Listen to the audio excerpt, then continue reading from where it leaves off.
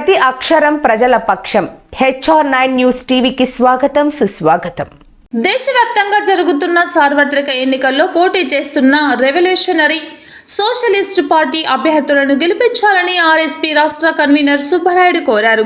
హిందూపురం పట్టణంలో ఆర్ఎస్పీ నాయకుడు శ్రీనివాసులు అధ్యక్షతన ముఖ్య కార్యకర్తల సమావేశం జరిగింది. ఈ సమావేశానికి ముఖ్య అతిథిగా పార్టీ రాష్ట్ర కన్వీనర్ సుబ్బరాయుడు హాజరయ్యారు.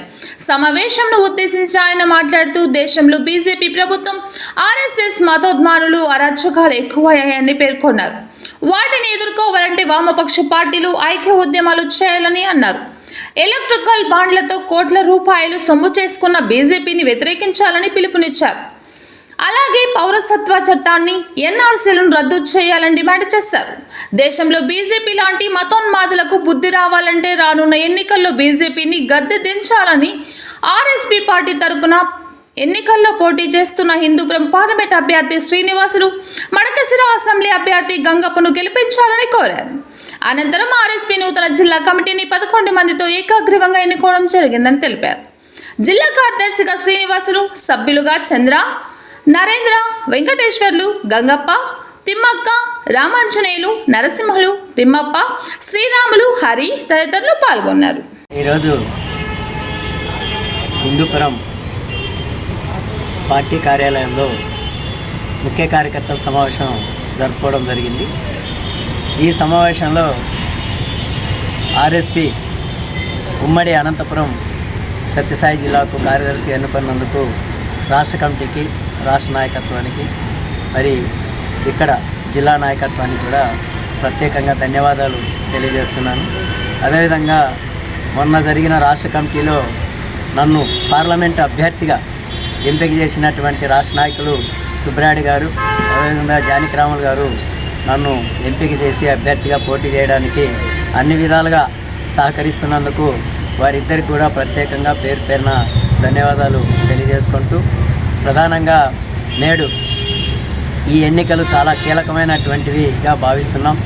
కారణం, గత 17వ లోక్సభ ఎన్నికల్లో 350 మంది శతకోటీశ్వరులు పోటీ చేయటం వల్ల సామాన్య ప్రజానికానికి, పేదవర్గానికి అన్యాయం అనేది జరిగింది అనేది కనపడతా ఉంది మనందరికీ. రెండోది, గత 10 సంవత్సరాల నుంచి కూడా బీజేపీ గవర్నమెంట్ వచ్చిన దగ్గర నుండి కూడా ఏమాత్రం కూడా సామాన్య ప్రజానికానికి, పేద ప్రజలకు ఉపయోగపడే విధంగా ఏవి కూడా చట్టాలు చేయలేదు.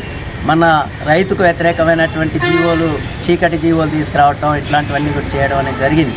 అందువల్ల ఇప్పుడున్నటువంటి ఈ పరిస్థితుల్లో లౌకిక శక్తులు, మరి అదేవిధంగా కమ్యూనిస్టు వామపక్ష ఉద్యమం బలం పెరగాలి అంటే మాత్రం వామపక్షాల నుంచి ఎంపిక చేసేటువంటి నిలబడిన పార్లమెంటు సభ్యుల్ని ఎప్పుడైతే గెలిపిస్తారో అప్పుడే పార్లమెంటులో సామాన్య ప్రజానికానికి న్యాయం జరిగే విధంగా పోరాటానికి అవకాశం కలుగుతుందని చెప్పేసి ఈ సందర్భంగా హిందూపుర పార్లమెంటు ప్రజానికానికి మా విజ్ఞప్తి. ఆర్ఎస్పీ తరఫున పోటీ చేస్తున్న నాకు మీ అమూల్యమైనటువంటి ఓటు వేయించి గెలిపించాలని చెప్పేసి కోరుతున్నాను.